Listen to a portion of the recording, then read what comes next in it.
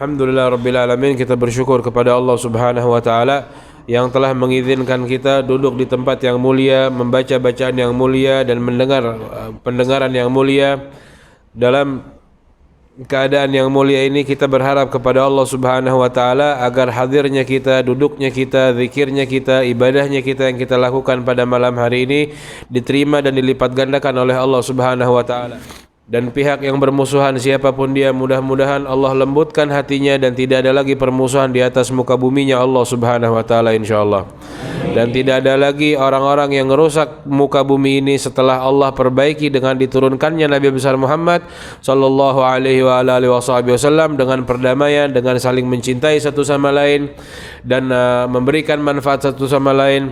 Dan ini yang dimaksud wala tufsidu fil ardi ba'da islahiha. Janganlah kau hancurkan dunia ini setelah Allah perbaikinya. Maksudnya bagaimana? Tadinya banyak putus silaturahmi, datang Nabi Muhammad tidak ada lagi putus silaturahmi. Tadinya minum-minuman keras ini merajalela, tersebar di mana-mana, yang gede, yang kecil, yang tua, yang perempuan, yang laki semuanya minum. Setelah datangnya Nabi Muhammad tidak lagi minum-minuman keras. Dan wanita itu dianggap barang yang dipakai kapan saja dia inginkan sesuai dengan nafsunya. Setelah datangnya Nabi Muhammad tidak ada lagi hal seperti itu. Dan orang yang miskin itu diperbudak dan selalu dimiskinkan dan menjadi tidak terhormat di jalan-jalan. Setelah datangnya Nabi Muhammad tidak ada lagi cara menimbang menghormati orang dengan kadar uang yang ada di kantongnya, tidak ada. Datangnya Nabi Muhammad bahkan mengorbankan para sahabatnya dan mengorbankan waktunya, uangnya, tenaganya, semuanya untuk membuat dunia ini jadi lebih baik. Dan Nabi Muhammad mengajarkan bahwasanya amanat itu sangatlah penting dan Allah menurunkan ayat jangan kalian rusak bumi ini setelah Allah perbaiki. Mudah-mudahan apa yang kita lakukan saat ini meneruskan perjuangannya Nabi besar Muhammad sallallahu alaihi wa alihi wasallam. Salawat dan salam kepada baginda Nabi besar Muhammad sallallahu alaihi wa alihi wasallam. Manusia yang sebentar lagi bulannya adalah bulan kelahirannya. Manusia yang bulan Rabiul Awal bukan bulan yang istimewa, tapi lahir manusia istimewa, bulan tersebut menjadi istimewa. Hari Senin tadinya hari yang sangat biasa, tetapi ketika manusia yang paling mulia lahirnya di hari Senin, maka waktu tersebut pun menjadi mulia. Sebelum fajar beberapa saat itu pun waktu di mana waktu yang biasa disepelekan oleh orang lain. Karena lahirnya manusia paling mulia sebelum datangnya waktu fajar, maka waktu tersebut menjadi waktu yang paling mustajab berdoa kepada Allah Subhanahu wa Ta'ala. Manusia yang lahir menerangi timur sampai barat, cahaya yang sangat luar biasa. Di waktu subuh tidak ada cahaya seperti cahaya yang ketika lahirnya Nabi Muhammad SAW. Beberapa saat lagi, beberapa malam lagi kita masuk ke bulan tersebut. Dan ibunya Rasulullah, Sayyidah Aminah, ini mengatakan bahwasanya saya nggak pernah merasakan sakit ketika mengandung anak ini. Tidak pernah merasakan sakit dan tidak keluar darah ketika melahirkan, dan tali pusarnya sudah terpotong dalam keadaan sudah tersunat dan lahir mengangkat tangannya ke atas, rafi'an yadaihi ilas sama, mengeluarkan kalimat nama Allah Subhanahu wa Ta'ala, dan runtuhlah patung-patung dan api yang sudah disembah selama ribuan tahun. Lahirnya manusia tersebut membuat keajaiban yang sangat luar biasa. Lahirnya manusia tersebut memudahkan jalan kita untuk masuk ke dalam surga. Baginda Nabi besar Muhammad sallallahu alaihi wa alihi wasallam. Dan sekarang pun kita masih bahas orang-orang sekitarnya Nabi Muhammad, tujuannya agar menambah kecintaan kita dengan Nabi Muhammad SAW. Bahwasanya Sayyidina Ja'far bin Abi Thalib yang sudah kita sampaikan, peperangan Mu'tah pun begitu hebat. Pasukan Islam jumlahnya berapa? 300 orang apa 300 ribu? 300 orang atau lawannya berapa? 200 ribu. Masya Allah. Menang apa kalah? Menangnya telak. Udah pakai ditakut-takutin lagi. Dan di dalam hal tersebut pun ada beberapa sahabat yang gugur di medan perang, dan itu orang-orang terdekatnya Rasulullah SAW. Salah satunya yang kita bahas adalah Sayyidina Ja'far bin Abi Thalib. Sayyidina Ja'far bin Abi Thalib ini membuat panglima-panglima perangnya di waktu perang Mu'tah ini melihat ini orang ini aneh luar biasa. Dilawan, diserang, dikepung, dikeroyok habis-habisan tapi tetap aja masih mempertahankan benderanya Islam. Dibilang inikah yang mereka perang karena mempertahankan agamanya, yang tidak mau agamanya direndahkan? Dan begitu melihat pasukan Islam yang begitu kuat tenaganya, seakan mereka ini pasukannya satu orang tapi seperti tenaganya seperti 40 orang. Satu orang tenaganya seperti 1000 orang yang nggak ada habisnya, dikeroyok habis-habisan tapi makin kuat, makin menantang. Dipanah badannya, ditombak berkali-kali tapi malah makin maju, bukan malah mundur, bukan malah ngelihat darah, enggak, makin maju. Sampai pasukan-pasukan musuh di perang Mu'tah ini sadar bahwasanya yang membuat mereka kuat adalah mempertahankan agamanya. Oleh karena itu orang yang mempertahankan agamanya karena Allah akan dilipat gandakan kekuatannya tanpa logika yang kita bisa paham. Orang yang berjalan di jalannya Allah kuat dengan godaan setan yang saat ini ada. Kita bukan saatnya atau bukan waktunya perang angkat pedang. Kalau gitu kita perang di jalan Allah, kita ambil bom bunuh diri, kita perangin siapa aja yang tidak ngikutin sunnah, kita perangin siapa aja yang tidak mau syahadat. Nggak seperti itu perangnya. Tapi perang saat ini melawan hawa nafsu, melawan godaan dari hawa nafsu, itu yang jauh lebih berat daripada peperangan tersebut. Maka Sayyidina Ja'far ini pun singkat cerita dalam riwayat disebutkan dalam Sahih Bukhari terhitung sampai 50 tusukan. Dalam riwayat yang lain juga di Sahih disebutkan 70 tusukan, itu semuanya berada di depannya. Artinya panah, tombak, tusukan, robek-robek itu ada di depan. Badannya itu dihitung sampai 70 lubang. Itu panah dan tombak dan itu masih berperang. Kita nggak tahu 2 lubang, 3 lubang kita masih maju atau mundur. Tapi kalau sahabatnya Rasulullah, kalau pejuangnya Rasulullah, kalau pejuang di jalan Allah, dia tidak mundur. Bukan dia nggak kehabisan darah, butuh darah nggak kira-kira kala tersebut. Itu darah ngalir udah betul-betul luar biasa. Kayak pakai sanyo badannya, keluar darahnya itu deras. Tapi betul-betul tidak menggetarkan kakinya untuk terus maju dan mengucapkan kalimat Allahu Akbar.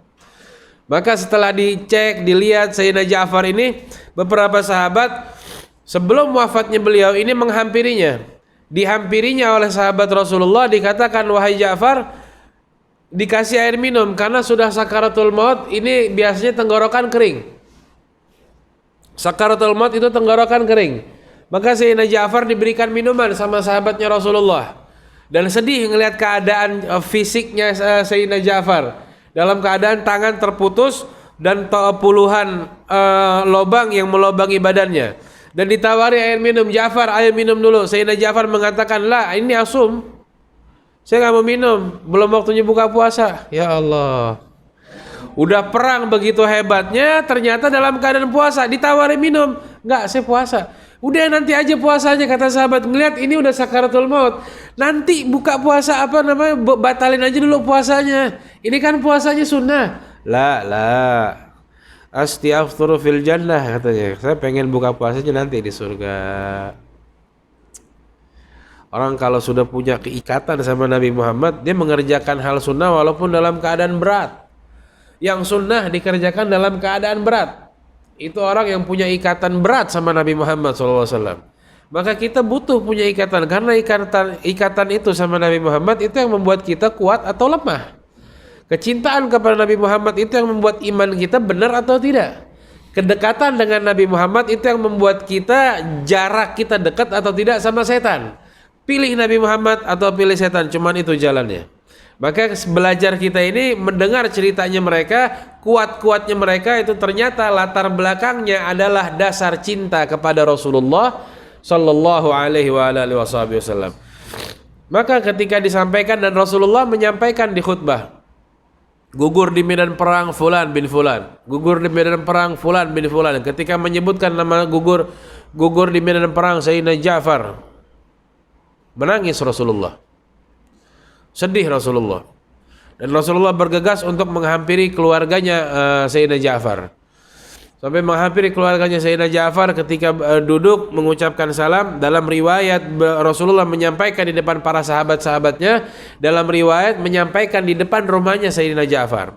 Apa yang disampaikan ketika Rasulullah sedang bersama para sahabatnya atau di depan rumahnya Sayyidina Ja'far untuk memberikan kabar duka kepada keluarganya, maka Rasulullah terdiam dan tiba-tiba mengucapkan waalaikumsalam dan waalaikumsalam sambil tersenyum bahagia, tapi wajahnya melihatnya ke arah atas. Maka dalam riwayat sahabat mengatakan, liman tusallim ya Rasulullah, kamu baru saja mengucapkan salam kepada siapa wahai Rasulullah? Ja'far, ma nafarun minal malaika. Ja'far dibawa sama malaikat dan tangannya itu digantikan 2 sayap oleh Allah Subhanahu wa taala untuk dia terbang nanti di mana yang dia mau di dalam surga. Tapi Sayyidina Ja'far sudah dibukakan pintu kenikmatan oleh Allah Subhanahu wa taala, bahkan didampingi oleh para malaikat, belum mau mengambil kenikmatan tersebut. Orang yang sudah meninggal itu akan mendapatkan kenikmatan barzah namanya. Kalau dia punya amalan-amalan baik, itu yang dikatakan surga sebelum surga yang sesungguhnya. Jadi tahapan untuk masuk surga itu ada sebelum masuk kamar, itu masuk lobi dulu, resepsionis dulu. Nah, di dalam kubur itu ada kenikmatan. Sayyidina Ja'far sudah mendapatkan kenikmatan kubur, tapi dikatakan oleh para ulama, dia nggak mau menikmati kenikmatan kubur dulu sebelum melihat kekasihnya Nabi Muhammad SAW. Sampai meminta ditemani oleh para malaikat dengan terbangnya, dengan sayapnya. Sayyidina Ja'far menghampiri Rasulullah. Ini hubungan ruh dan ruh. Ini nggak bisa dilihat oleh mata. Dan ini bisa sampai ruh yang sudah enak tapi masih belum merasa sempurna enaknya kalau belum melihat Nabi Muhammad. Dengan datang dengan sayapnya, ya Rasulullah assalamualaikum, mengucapkan salam, cuma sekedar mengucapkan salam sama Nabi Muhammad.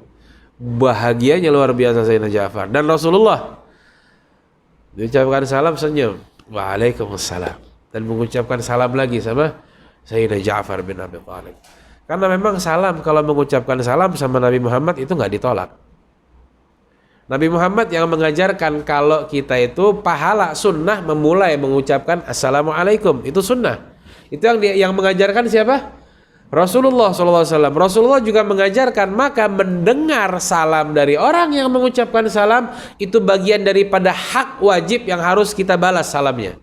Jadi kalau ada yang mengucapkan salam, kita mendengar, maka wajib kita membalas salamnya dengan ucapan waalaikumsalam. Yang mengajarkan sunnah siapa? Nabi Muhammad. Yang mengajarkan wajib membalasnya siapa? Rasulullah SAW. Seandainya kita mengucapkan salam kepada Rasulullah, hukumnya sunnah, tapi menjawabnya wajib, wajar. Dalam riwayat yang sahih, ma min muslim yusallimu alayya, dalam riwayat fi yaumil jum'ah au lailatul jum'ah, fi lailatul jum'ah au yaumiha, tidaklah seorang muslim mengucapkan salam kepada Nabi Muhammad di malam Jumat atau hari Jumatnya, illa, terkecuali. Maksudnya kita nggak mengucapkan salam sama Nabi Muhammad pasti terkecuali Allah mengembalikan ruhnya Nabi Muhammad. Illa raddallaha alaiha ruhi, sampai Allah mengembalikan ruhku, hatta aruddu alaihi salam, sampai aku membalas salam yang mengucapkan salam dengan Nabi Muhammad sallallahu alaihi wa ala alihi wasallam. Dari tadi berapa banyak kita mengucapkan salam kepada Nabi Muhammad? Allahumma salli wa sallim ala sayyidina Muhammad. Berapa kali? Di dalam ratib tadi berapa kali kita mengucapkan salawat? Berkali-kali. Sekali kita mengucapkan salam tadi itu dibalas sama Nabi Muhammad di malam ini. Cuman kita nggak ngedengar. Kalau Sayyidina Syekh Ali Sakran, wirid Sakran yang kita baca yang ada surun, itu Sayyidina Syekh Ali Sakran itu ketika tahiyat, di dalam riwayat ketika tahiyat akhir, dia kan tahiyat akhir kan ada tasyahud, kan baca syahadat, asyhadu an la ilaha illallah wa asyhadu anna Muhammadar Rasulullah. Sebelumnya assalamu alayka ayyuhan nabiyyu wa rahmatullahi wa barakatuh. Assalamu alayka, salam kepadamu. Kaf itu dalam bahasa Arab dhamir mukhatabah hadar, dhamir yang dipakai untuk orang yang ada di depan kita. Kita sholat kan menghadap kepada Allah, tidak boleh berbicara kepada orang lain. Kalau bicara sama orang lain hukumnya sholatnya batal. Tapi Allah mewajibkan kepada kita mengucapkan salam kepada orang yang hadir, boleh cuma satu saja orangnya. Satu-satunya orang yang boleh kita ajak bicara ketika sholat cuma Nabi Muhammad SAW. Tujuannya apa? Menghadirkan Nabi Muhammad di dalam sholat kita biar sholat kita khusyuk, nggak bercanda, nggak ngelihat imamnya bacaannya enak nggak enak, pendek bacaan panjang sekali, aduh kaki pegel, enggak. Tapi kita ngelihatnya Nabi Muhammad di depan kita. Maka Sayyidina Syekh Ali Sakran itu ketika membaca Assalamu alayka ayyuhan nabiyyu wa rahmatullahi wa barakatuh, mendengar langsung jawaban dari Nabi Muhammad SAW. Mudah-mudahan kita juga mendengar suaranya Nabi Muhammad insyaallah. Dan di dalam Tabaqatul Auliya atau tingkatan kewalian atau tingkatan orang itu dekat kepada Allah Subhanahu wa taala sampai mengerti ilmu hikmah dan ilmu batin yang luar biasa, tingkatan paling rendahnya adalah bisa mendengar suara Nabi Muhammad SAW. Itu paling rendah. Paling rendah banget. Insyaallah kita bagian paling rendah juga nggak apa-apa lah insyaallah ya. Kalau sudah mau naik tingkat lagi itu berarti sudah melihat Rasulullah, bermimpi kepada Rasulullah SAW. Insyaallah kita mau dengar atau mau mimpi langsung insyaallah. Semuanya insyaallah. Kalau gitu kita punya semangat harus juga lebih besar. Salah satu guru kami menceritakan yang sudah wafat juga. Beliau menyampaikan ketemu salah seorang wanita yang sudah tua, renta ajus, sudah perempuan sudah tua. Ini menangis luar biasa. Menangis luar biasa ketika lagi melaksanakan ibadah haji. Ditanya sama Syekh salah satu guru kami ini, ditanya, "Bu, kenapa menangis sampai begitu? Maksudnya kehilangan barang kah atau apa yang kehilangan?" Dia bilang, "Li thalathatu ayyam ma ara Rasulullah." Sudah 3 hari ini saya enggak ngelihat Nabi Muhammad. Syekh pun bingung. Maksudnya 3 hari nggak ngeliat Nabi Muhammad? Iya. Memang sebelumnya ngelihat semenjak 15 tahun. Setiap malam saya melihat Nabi Muhammad. 15 tahun. Baru 3 hari ini nggak ngeliat Nabi Muhammad. Oh, itu guru saya mengatakan saya kayak mau lemparin tanah dalam muka ini 15 tahun berturut-turut ngelihat Nabi Muhammad. Wanita di umatnya Nabi Muhammad 15 tahun berturut-turut melihat Nabi Muhammad. Allah, baru 3 hari nggak ngeliat, nangisnya sedihnya luar biasa. Tanya, "Bu, kok bisa sampai begitu tuh amalannya apa?" Sholawat sehari 15.000 kali. Kita berapa banyak? Syekh Ilyas Al-Kandahlawi itu sehari dia sholawatnya sampai Rasulullah 10.000. Baca Qurannya sehari 5 juz. Zikirnya la ilaha illallah 12.000. Baca la haula wala quwata illa billahil aliyil azim setiap harinya 12.000. Baca ya Allah ya Allah ya Allah ya Allah ya Allah 25.000. Waktunya banyak ya. Satu harinya dia, 1 jamnya mereka berkah karena diisi dengan Allah Subhanahu wa taala. Rabi'atul Adawiyah itu baca salawatnya kepada Rasulullah sehari enggak lepas dari 5.000. 5.000 salawat kepada Rasulullah per harinya. Belum Al-Qur'annya, belum zikir yang lain. Dan itu tujuannya ditanya, "Kenapa sih ente perempuan udah tua di umur 60-an tapi masih banyak salawat, masih banyak zikir?" Iya, tujuannya apa? Biar nanti di hari kiamat Nabi Muhammad bangga sama saya sesuai dengan hadis. Fa inni mubahin bikumul umama yaumil qiyamah, karena nanti di hari kiamat saya itu bangga sama umatnya Nabi Muhammad. Makanya Nabi Muhammad ketika ada orang menikah itu didoakan tanakahu taktsuru, menikahlah kalian dan perbanyaklah anak keturunan kalian. Kenapa? Karena saya bangga sama banyaknya umat nanti di hari kiamat. Rabi'atul Adawiyah dia berharap orang yang dibanggakan sama Nabi Muhammad kelak di hari kiamat karena amalannya banyak dan di umur yang sudah 60 tahun ke atas. Maksudnya bagaimana? Kayak jadi penyelamat bagi yang muda-muda. Ini Nabi Muhammad nanti ditunjukkan di hari kiamat, ini loh nenek-neneknya umatnya Nabi Muhammad zikirnya seperti ini. Bagaimana anak mudanya? Tujuannya seperti itu, nutup kita biar kita nggak ketahuan jeleknya kita nanti di hari kiamat. Dan begitu sifatnya aulia, sifatnya ulama, semakin banyak mereka berzikir, semakin banyak mereka berdoa, itu menyelamatkan kita, menolong kita. Karena tugasnya para ulama, tugasnya aulia, ahli-ahli zikir ini begitu banyak mendoakan kita, maka wajar mereka target atau mereka salah satu orang yang harus dijatuhkan atau dibuat fitnah atau dimusuh-musuhin atau dicaci maki atau dibikin dendam atau dibikin marah sama kelakuan ustadz siapapun dia. Terlebih lagi dengan seorang habaib, anak keturunannya Rasulullah SAW. Hati-hati. Karena ini semuanya jalan baik untuk kita pegang mereka dengan pegang sekuat-kuatnya. Ini menyelamatkan hidup kita dan menerangi hidup kita. Ulama mewarisi warisannya Nabi Muhammad. Nabi Muhammad nggak warisin harta, tanah, sertifikat, nggak. Tapi Nabi Muhammad warisin perjuangannya, warisin untuk ajarannya, warisin sunnahnya. Maka bagaimana kita berpegang teguh dengan para ulama, berpegang teguh dengan para habaib untuk menjaga keadaan kita dan membuat kita berkah, biar kita bisa mimpi sama kakeknya, biar kita bisa mimpi sama yang memberikan warisan, yaitu Rasulullah sallallahu alaihi wasallam. Sallallahu alaihi Muhammad. Dan lanjut kepada Sayyidina Ja'far bin Abi Thalib. Ini karena masuknya bulan Maulid, nanti kita akan bahas kelahirannya Nabi Muhammad dan apa sih yang harus dilakukan dengan lahirnya Nabi Muhammad, dan siapa-siapa saja yang menyusun atau berkumpul untuk melaksanakan Maulid, dan tujuan dan maksud dan hasilnya seperti apa, nanti kita akan bahas insyaallah. Sampai Sayyidina Ja'far bin Abi Thalib ini, Rasulullah datang ke rumahnya memberikan kabar tersebut, sampai istrinya pun menangis. Ketika istrinya menangis dan mengatakan al-aulad aitama yutmana, maka anak-anak kami pun menjadi yatim. Kata Rasulullah SAW, wa ana walihum, faqala SAW al-ailah, anak-anak takhafina alaihim, kamu takut sama anak-anak kamu? Ana waliyuhum fid dunya wal akhirah, saya walinya, saya bapaknya, saya yang ngurusnya, saya yang tanggung jawabnya di dunia dan juga di hari kiamat, di akhirat. Karena di zaman Nabi Muhammad nggak ada anak yatim. Maksudnya nggak ada anak yatim yang merasa sedih kehilangan seorang bapak. Kenapa? Rasulullah dan sahabat-sahabatnya semua betul-betul mengasuh dan merawat anak-anak yatim. Makanya sampai anak yatim di sana tuh mengatakan ada anak yatim yang tadinya nangis tiba-tiba ketawa. Tadinya nggak pakai baju tiba-tiba sudah pakai baju. Tadinya nggak ada sendal tiba-tiba sudah pakai sendal. Tadinya kelaparan tiba-tiba kenyang. Sampai teman-temannya nih, ente kenapa tiba-tiba berubah?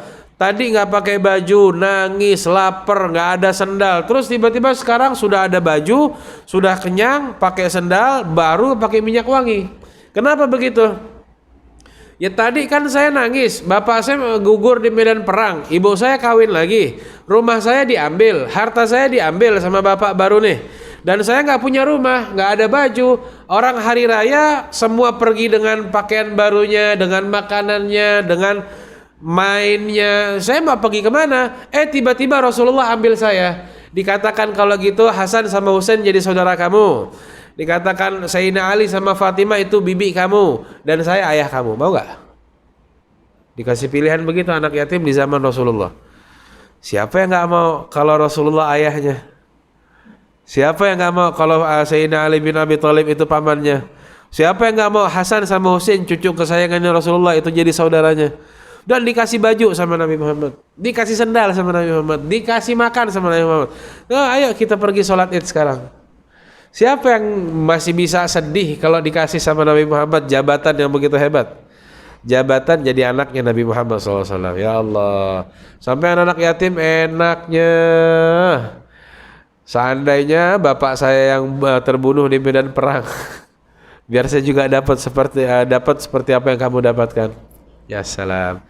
Dan ini cerita Sayyidina Ja'far bin Abi Thalib. Secara singkat kita ceritakan, dan insyaallah pertemuan ke depan kita akan masuk kepada cerita Sayyidina Abdullah bin Abdul Muttalib, ayahnya Nabi Muhammad SAW, yang jadi perebutan para wanita di zaman mudanya. Selalu ngelihat di mana Abdullah lewat, selalu jadi pusat perhatian karena membawa cahaya Nabi Muhammad SAW. Itu yang dikatakan dalam Al-Quran, simahum fi wujuhihim bin athari sujud, itu yang ada di pada wajahnya Rasulullah, itu sujud atau berkah cahaya daripada banyaknya orang yang sujud, itu datang juga dari ayahnya, yang namanya Abdullah. Pancaran wajah cahayanya itu, wibawanya itu bikin orang nengok. dari gantengnya, dari wibawanya. Setiap lewat semuanya nengok. Setiap lewat bahkan bukan hanya wanita, orang tua pun nengok. Dari wanginya, dari jalannya, bijaksana luar biasa. Itu sifat ayahnya Rasulullah SAW. Dan itu juga cerita yang sudah kita sampaikan bahwasanya Rasulullah itu dari zaman dulu dipanggil Ibnu Dzabihain, anaknya dua orang yang disembelih. Maksudnya siapa? Ayahnya Abdullah yang digantikan 100 ekor unta. Tidak semua orang di pelosok Mekah kecuali makan daging unta. Dan yang kedua adalah Nabi Ismail. Maka ini cerita akan kita sampaikan ke depan insyaallah. Mudah-mudahan panjang umur, sehat walafiat, selalu dalam perlindungan Allah Subhanahu wa taala. Nas'alullah Subhanahu wa taala an yunawwir qulubana wa qulubakum binurul Quran. Kita memohon kepada Allah agar Allah berikan cahaya dalam fikiran kita, pandangan kita, lisan kita, ucapan kita, sanubari kita dengan cahaya Al-Quran, dan terangi hidup kita dengan cahaya Al-Quran. Berkahi jalan kita, rizki kita, keluarga kita, kerabat kita, teman-teman kita dengan cahaya Al-Quran dan cahaya sunnah Nabi Muhammad SAW. Allah perkenalkan dan Allah mudahkan kita untuk kenal lebih dekat dengan Nabi Muhammad, mengikuti perbuatannya Nabi Muhammad, berjuang dengan perjuangannya Nabi Muhammad SAW. Dan Allah jangan jauhkan kita dari Nabi Muhammad, dari pewarisnya Nabi Muhammad, dari keluarganya Nabi Muhammad, dari perbuatannya Nabi Muhammad. Dan Allah selalu dekatkan kita, keturunan kita, keluarga kita, kerabat kita, sahabat kita insyaallah. Dan kita selalu bersama Nabi Muhammad di dunia, bersama Nabi Muhammad ketika sakaratul maut, bersama Nabi Muhammad di dalam kubur, bersama Nabi Muhammad ketika dibangkitkan di dalam barzakh, bersama Nabi Muhammad ketika di dalam telaga, bersama Nabi Muhammad sampai masuk ke dalam surga, bersama keluarga kita insyaallah. Amin ya rabbal alamin. Wabillahi taufiq wal hidayah. Wassalamualaikum warahmatullahi taala wabarakatuh.